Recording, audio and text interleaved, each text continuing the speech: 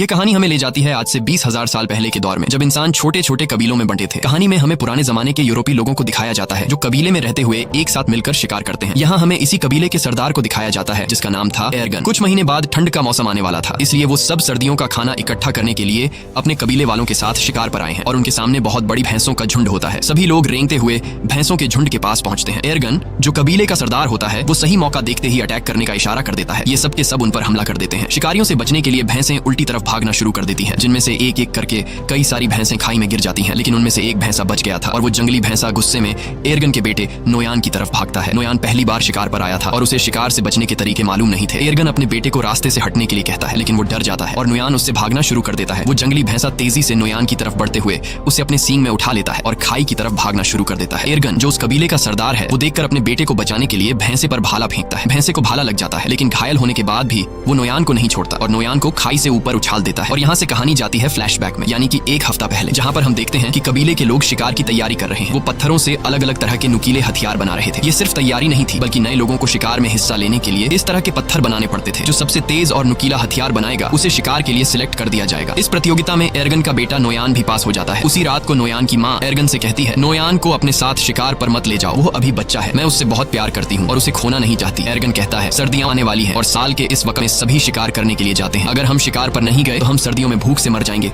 और नोयान को खुद को साबित करना होगा कि वो मेरा बेटा है। अगली सुबह सभी कबीले वाले शिकार के लिए निकल रहे होते हैं, लेकिन नोयान की माँ नोयान के लिए बेचैन हो रही थी कि कहीं मेरे बेटे को कुछ हो न जाए। लेकिन एर्गन उसे तसल्ली देता है, तुम परेशान मत हो, नोयान को कुछ नहीं होगा। और वे सब शिकार पर निकल जाते हैं। थोड़ी दूर आगे जाने के बाद यहाँ पर एक दूसरा कबीला भी आता है जो उन्हीं की तरह शिकार करने के लिए निकला है ताकि सर्दियों के लिए खाना इकट्ठा कर सके। बहुत लंबा सफर तय करने के बाद वो सब एक पत्थर के ढांचे तक पहुंचते हैं जो कभी उनके पूर्वजों ने बनाया था। ये सफर बहुत खतरनाक होता है। इस सफर में उनके कई पूर्वजों ने अपनी जान गंवाई है, इसीलिए उन्होंने पूर्वजों की याद में यह पत्थर का ढांचा बनाया होता है। आगे चलने के बाद उन्हें एक जंगली सुअर दिखता है जिसे वो भाले से घायल कर देते हैं। एर्गन अपने बेटे नोयान से कहता है कि तुम इसे मारोगे, लेकिन नोयान ने पहले कभी शिकार नहीं किया था। वो इसे देखकर घबरा जाता है और नोयान उसकी जान नहीं लेता, इसलिए एर्गन उसके हाथ से पत्थर का खंजर छीनकर जंगली सुअर को मार देता है। और उसके बाद एर्गन अपने बेटे से कहता है, तुम इतने कायर निकलोगे, ऐसा मैंने कभी नहीं सोचा था। यहाँ सिर्फ ताकतवर जिंदा रह सकते हैं, यही जंगल का कानून है। रात के अंधेरे में जब ये सब अपने शिकार को खा रहे होते हैं, तभी कुछ अजीब सी आवाजें सुनाई देने लगती हैं, जिससे एर्गन सभी को होशियार रहने को कहता है। तभी वहाँ अचानक एक शेर आता है और उनमें से एक लड़के को उठाकर ले जाता है। अगली सुबह वो उस लड़के की याद में एक छोटी सी समाधि बनाते हैं और शिकार की तलाश में आगे का सफर तय करते हैं। लेकिन कई मीलों का सफर तय करने के बाद भी उन्हें कोई शिकार नहीं मिलता। पूरा दिन चलने के बाद रात को ये सब एक गुफा में रहने का फैसला करते हैं, जहाँ एर्गन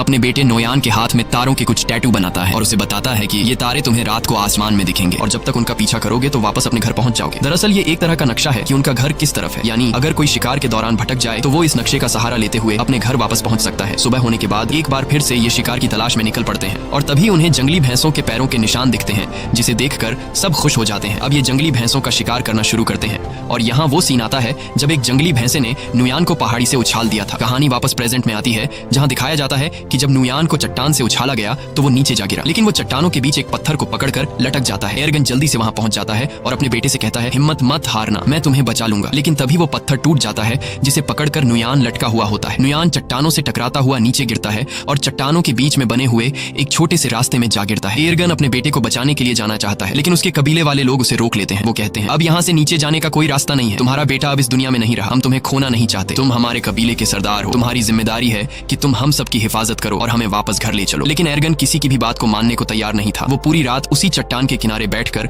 अपने बेटे को आवाजें देता रहता है, लेकिन आखिरकार उसे समझ आ जाता है कि अब मेरा बेटा इस दुनिया में नहीं रहा। और अगली सुबह तक जब उसका बेटा नहीं आता तो उसके तमाम साथी नोयान की याद में वहाँ एक छोटा सा पत्थर का समाधि बना लेते हैं और अपना किया हुआ शिकार लेकर वापस कबीले की तरफ निकल पड़ते हैं। उनके जाने के कुछ देर बाद नोयान के ऊपर एक गिद्ध आकर बैठ जाता है और चोंच मारना शुरू कर देता है, मगर उससे पहले कि वो उसे खाता नोयान की आंख खुल जाती है। वो गिद्ध को नीचे फेंक देता है और उसके बाद वो अपने पिता को आवाज देता है, लेकिन उसे कोई भी जवाब नहीं मिलता। इससे पता चल जाता है कि सभी यहाँ से चले गए और अब उसकी कोई मदद नहीं कर सकता। वो हार नहीं मानता और चट्टान पर चढ़ने की कोशिश करता है, लेकिन वो ज्यादा ऊपर चढ़ नहीं पाता। नीचे बहुत गहरी खाई होती है और शायद किस्मत उसे जीने का एक दूसरा मौका देना चाहती है। कुछ ही देर बाद वहाँ तेज बारिश शुरू हो जाती है और बारिश की वजह से नीचे खाई धीरे धीरे नदी में बदलने लगती है। उसे समझ आ जाती है कि अगर उसे जिंदा रहना है तो उसे नीचे खाई में कूदना होगा। होगा। और जब नुयान को अंदाजा होता है कि पानी अब गहरा हो गया है, अगर वो छलांग लगा दे तो उसे कोई चोट नहीं आएगी। इसके बाद वो पानी में कूद जाता है, लेकिन पानी में गिरते ही वो बेहोश हो जाता है। अगले दिन जब उसे होश आता है तो वो खुद को दूसरी जगह में पाता है। ऊंचाई से कूदने पर वो बच तो गया था, लेकिन उसके पैर की हड्डी मुड़ गई थी। फिर वो अपने टूटे हुए पैर को लकड़ियों से बांधता है, जिससे वो चलने के काबिल हो जाता है। और फिर वो उस चट्टान के ऊपर पहुंचता है जहां से वो गिरा था। लेकिन वहां पहुंचकर जब वो देखता है कि उनके लोगों ने उसकी समाधि बना दी, जिससे वो रोने लगता है, वो समझ जाता है कि उसके पिता एर्गन और कबीले वालों ने ये यकीन कर लिया था कि नुयान मर चुका है। तभी अचानक उसे आसपास कुछ अजीब आवाजें सुनाई देती हैं और खतरे से बचने के लिए नुयान पेड़ पर चढ़ जाता है, जहां वो पूरी रात एक सूखे पेड़ के ऊपर गुजारता है। अगली सुबह जब वो पानी पीने जाता है तो वो भेड़ियों की एक झुंड को देखता है और वो भेड़िए तेजी से उसकी तरफ बढ़ रहे थे। तभी कुछ भेड़िए उस पर हमला कर देते हैं। नुयान वापस पेड़ की तरफ भागता है, लेकिन एक भेड़िया उसका पांव पकड़ लेता है। नुयान चाकू से उस भेड़िए पे वार करता है, जिससे वो भेड़िया जख्मी होकर नीचे गिर जाता है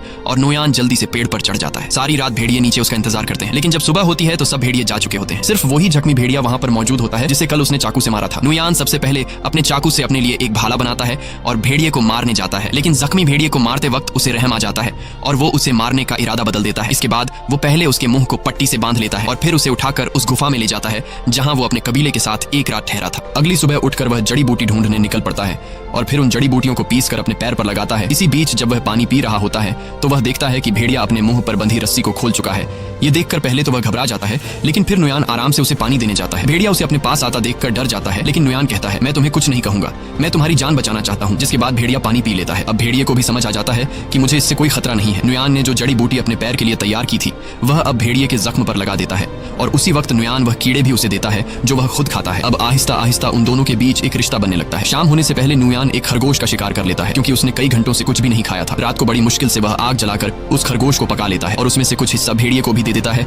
ये दोनों बुरी तरह से घायल होते हैं, इसीलिए कुछ दिनों तक उसी गुफा में रहते हैं। एक रात नुयान अपने हाथ के टैटूज को देखता है जो उसके पिता एर्गन ने बनाए थे और उन सितारों को आसमान में देखता है। वह कहता है, मुझे घर जाना होगा अपने माँ बाप से मिलने। और नुयान भेड़िए से कहता है कि तुम्हें भी अपने झुंड की तरफ लौटना चाहिए। अगली सुबह वह सफर के लिए तैयार हो जाता है। वह भेड़िए से कहता है, तुम भी अपने घर चले जाओ उससे पहले कि बर्फ पड़ने लगे। और वह वहां से निकल पड़ता है, लेकिन वह देखता है कि भेड़िया, जिसका नाम उसने अल्फा रखा है, वह उसके पीछे पीछे चलता आ रहा है। काफी दूर जाने के बाद भी वह भेड़िया उसका पीछा करता है। नुयान कई बार अल्फा को भगाने की कोशिश करता है, लेकिन वह पीछा नहीं छोड़ता। असल में भेड़िए को नुयान के साथ लगाव हो चुका था, क्योंकि नुयान ने उसकी जान बचाई। उसी वक्त अल्फा एक स्वर देखता है। वह उसका शिकार करने की कोशिश करता है, लेकिन कामयाब नहीं होता। नुयान समझ जाता है कि भेड़िया भूखा है। उसे वह खाना दे देता है जो खुद के लिए जमा किया था। ये पहली बार था कि अल्फा ने नुयान के हाथों से खाना खाया। अब ये दोनों दोस्त बन चुके हैं। उसके बाद अल्फा एक खरगोश का शिकार करता है जो ये दोनों मिलकर खाते हैं और रात को एक साथ सो जाते हैं। अगली सुबह अल्फा नुयान का मुंह चाट कर उसे जगाता है और जैसे ही वह उठता है तो अल्फा से कहता है, तुमसे कितनी बदबू आ रही है, और वह उसे जबरदस्ती दरिया में फेंक देता है। ये दोनों दरिया में नहाते हैं। यहाँ अल्फा खाने के लिए एक मछली भी पकड़ता है। उसके बाद नुयान वापस अपने सफर पर निकल पड़ता है। रात को वो दोनों आग जलाकर बैठे होते हैं। अब अल्फा कुछ महसूस करता है। हम देखते हैं कि वहाँ कुछ और भेड़िए आते हैं। अल्फा उनके पास जाता है। दरअसल यह अल्फा का परिवार है। नुयान समझ जाता है। वह उसे कहता है कि तुम्हें अपने परिवार के साथ जाना चाहिए और भेड़िया उनके साथ चला जाता है। अगली सुबह नुयान फिर अपने सफर पर निकल पड़ता है। अब ठंड बढ़ चुकी होती है, चारों तरफ बर्फ बरस रही होती है और नुयान उसी बर्फ में आगे बढ़ता है। तभी दूर से वह देखता है कि कुछ भेड़िए एक मरे हुए शिकार को खा रहे हैं, जिसमें अल्फा भी शामिल होता है। अल्फा को उसके साथी शिकार नहीं खाने देते हैं। नुयान उसे पहचान लेता है और दौड़कर अल्फा के पास जाने लगता है। तभी दौड़ते वक्त अचानक बर्फ टूट जाती है और नुयान उसमें गिर जाता है। दरअसल यह एक जमी हुई झील होती है। अल्फा को जब पता चलता है तो वह उसकी तरफ दौड़कर भागता है। वह उस बर्फ को कूदकर तोड़ने की कोशिश करता है, लेकिन बर्फ की परत काफी मोटी होती है, इसलिए वह इतनी आसानी से नहीं टूट पाती। पानी के अंदर नुयान की सांसें फूलने लगी थी। फिर वो जैसे तैसे करके अपना चाकू निकालकर बर्फ की परत को तोड़ लेता है और पानी से ऊपर निकल आता है। और अब एक बार फिर से ये दोनों मिल चुके हैं। नुयान ठंड से बचने के लिए जल्दी से आग जला देता है और अपने कपड़े उतारकर शरीर को गर्म करता है। फिर अगली सुबह अल्फा को साथ लिए नुयान अपना सफर जारी रखता है। थोड़ा सा आगे चलकर उसे एक आदमी दिखाई देता है, जिसे देखकर वह बहुत खुश होता है। लेकिन जब करीब जाकर देखता है तो पता चलता है कि यह आदमी ठंड से जमकर मर चुका होता है। ये देखकर उसे बहुत दुख होता है। उसके बाद नुयान उस आदमी के टेंट के अंदर चला जाता है, लेकिन वहाँ उसे कुछ भी जरूरत का नहीं मिलता। जिसके बाद नुयान उस आदमी का तीर कमान ले लेता है